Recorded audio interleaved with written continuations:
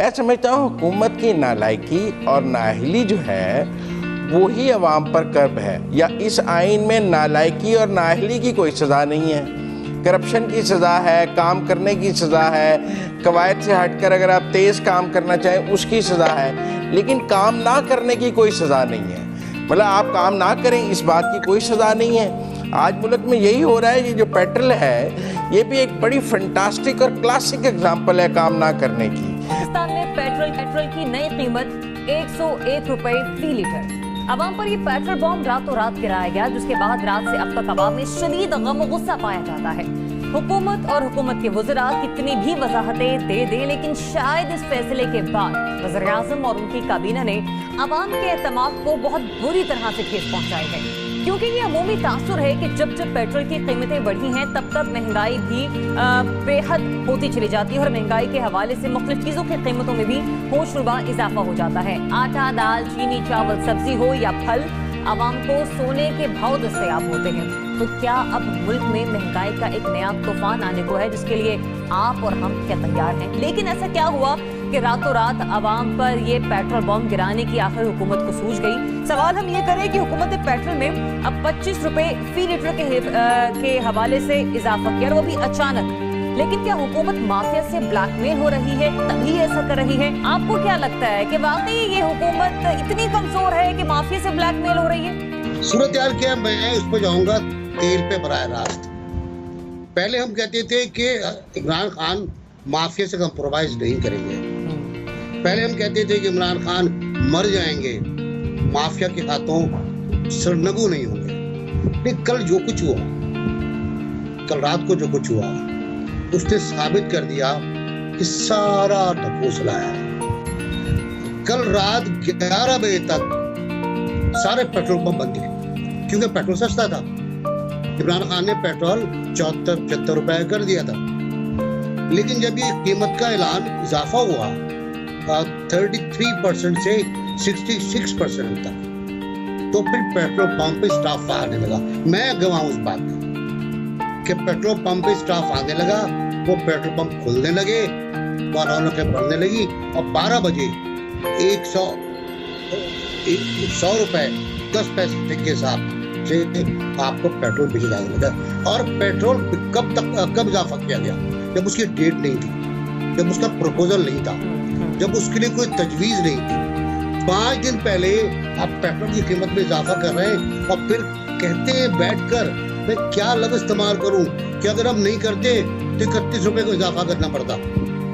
खुदा का खौफ करो, इतना झूठ नहीं बोल रहा यार। आप इजाफा आपको करना था, आप इजाफा कर देते। आप इजाफा अगर आपने करना ही था तो कह देते कि हमें इजाफा करना है, भाई आपको जो बिगाड़ना है बिगाड़ ले हमारा, हम इजाफा करेंगे। लेकिन आपने नहीं किया। आपने पेश किया अपनी तरजीहात को। आपने कहा कि दुनिया के तमाम मुल्कों में हमसे महंगा है। तो मेरे जान, दुनिया के तमाम मुल्कों में पर कैपिटा इनकम कितनी है? दुनिया के तमाम मुल्कों में कर्जे कितने हैं? दुनिया के तमाम मुल्कों में करेंसी की कीमत क्या है? इंडिया में, मैं फिर कहता हूँ, मुझे इंडिया की मिसाल देते हुए अच्छा नहीं लगता, 2238 रुपए पर कैपिटा डॉलर है, डॉलर है, और पाकिस्तान में 1388। कोई फर्क तो बता देना मुझे आप कि मेरी आमदनी कितनी है, मैं अपने पास से कितना दे रहा हूँ आपको। आपने सारा का सारा फायदा 5 दिन प्लस अगले जितने भी दिन आने वाले हैं, सारा का सारा फायदा माफिया को दे दिया। कहते हैं कि 7 करोड़ का जुर्माना किया गया था इन कंपनियों पर जिन्होंने पेट्रोल रोक लिया था। और एक स्टडी आज जो छपी है वो ये है कि 8 अरब का फायदा हुआ है इनको रातों रात। तो ये चीनी का फायदा, ये गंदम का फायदा, ये आटे का फायदा, ये पेट्रोल का फायदा कहाँ जाए? मुज़म्मिल सोहरवर्दी साहब, ये रातों रात पेट्रोल पर 47 रुपए पर लीटर आपको भी टैक्स देना पड़ रहा है। बताइए कैसा लग रहा है आपको? ये हुकूमत माफिया से ब्लैकमेल हो गई, इसलिए आप पर बोझ डाल दिया? मैं समझता हूँ हुकूमत की नालायकी और नाअहली जो है वो ही अवाम पर कर्ब है। अब मुझे ये इतनी 50 साल मेरी भी उम्र हो गई है और जर्नलिज्म करते भी 30 साल हो गए हैं। ये पहली दफ़ा एहसास होने लगा है कि पाकिस्तान के आइन में एक बहुत बड़ी कमी रह गई है, या इस आइन में नालायकी और नाअहली की कोई सज़ा नहीं है। करप्शन की सज़ा है, काम करने की सज़ा है, कवायद से हटकर अगर आप तेज़ काम करना चाहें उसकी सज़ा है, लेकिन काम ना करने की कोई सज़ा नहीं है।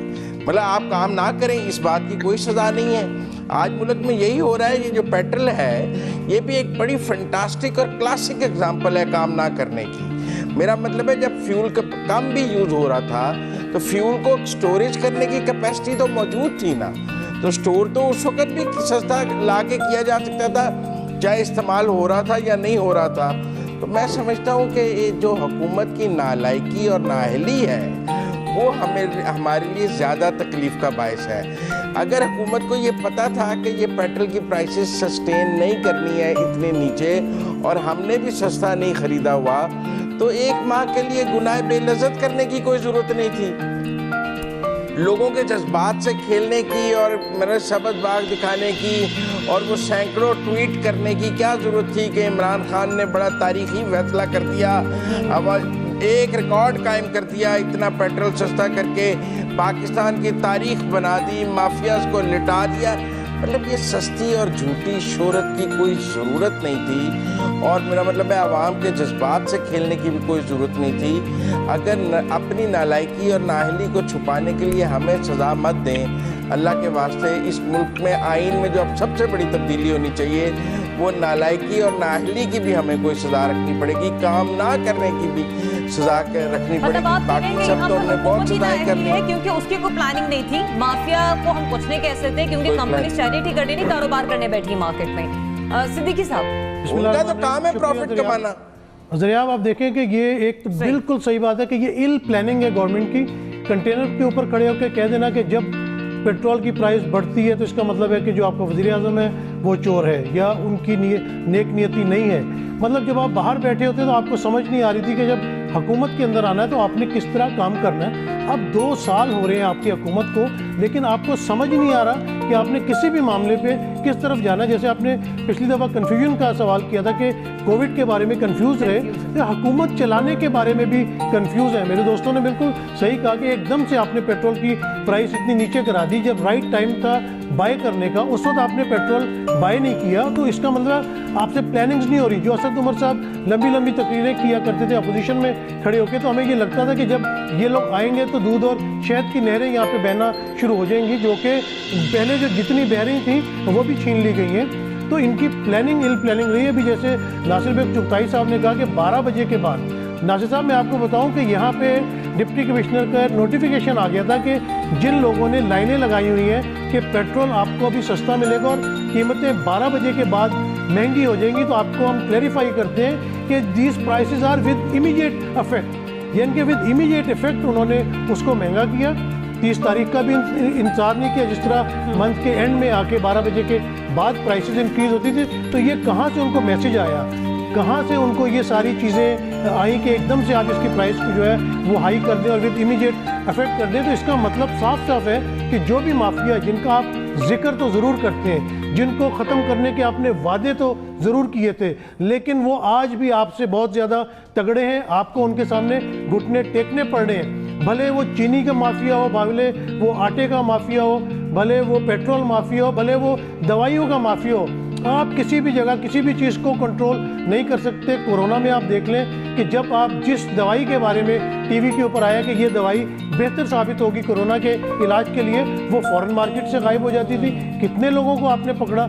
जब सब ने प्राइसेस इंजेक्शन जो 25,000 का है वो 5-5 लाख में बिक रहा है, तो वहाँ पे जो गवर्नमेंट की रिट थी वो कहाँ पे गई। तो किसी भी जगह गवर्नमेंट की रिट नज़र नहीं आ रही, मिस मैनेजमेंट मिस गवर्नेंस नज़र आ रही है और टोटली जो है वो ब्लैकमेल हो रहे हैं। जो माफियाज मौजूद हैं, आप उन माफियाज को ख़त्म नहीं कर पा रहे, बल्कि वो आपको डिक्टेट कर रहे हैं और आप उनकी डिक्टेशन के ऊपर चल रहे हैं। नज़ीर लंगारी साहब, स्टार्टिंग विद यू बताइएगा, ये हुकूमत ने जो फैसला लिया रातों रात, आप समझते हैं कि ये इसीलिए लेना पड़ा हुकूमत को कि वो माफिया से ब्लैकमेल हो गई?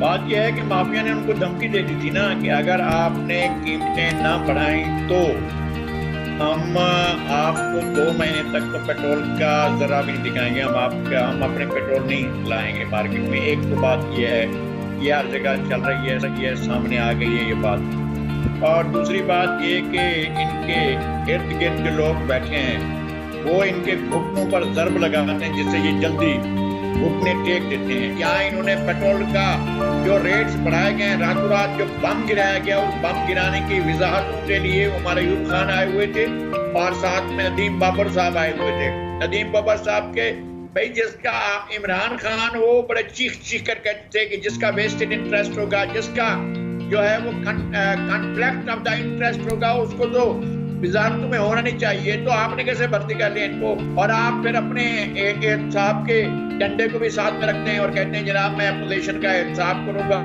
मगर मैं अपोजिशन का हिसाब करूंगा। तो आप करते क्या है भाई? आपके आसपास बैठे हैं, चलें शरीफ शुरू करें हिसाब। जिनको भगा दिया आपने उनको वापस लें, उनका हिसाब करें।